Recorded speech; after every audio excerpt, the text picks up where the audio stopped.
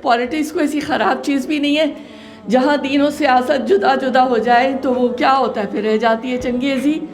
تو اگر میں اس کا سب سے بڑا پروف دیتی ہوں، ہمارے لیے پوری ورلڈ کی ہسٹری میں بتائیے کہ رول ماڈل کون سی شخصیت ہے؟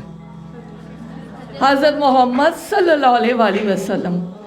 اسلامک اسٹیٹ آف مدینہ کس نے قائم کی؟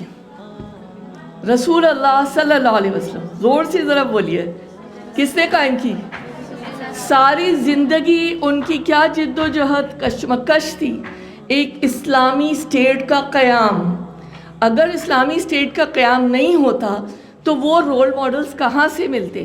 جتنی مدنی صورتیں آئیں اور احکامات نازل ہوئے وہ اسی لیے ہوئے کہ ایک رسول اللہ صلی اللہ علیہ وسلم نے ایک معاشرہ قائم کر کے دکھا دیا۔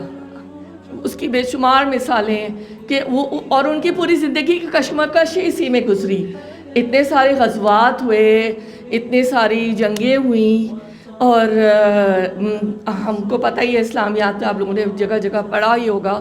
تو وہ کوئی فلم تھوڑی بننی تھی اس کے اوپر، وہ تو اللہ تعالیٰ کروا رہے تھے نا، اللہ کی مشیت سے رسول اللہ صلی اللہ علیہ وسلم نے ہر کام کیا، تو پھر ایک اسلامک اسٹیٹ کا قیام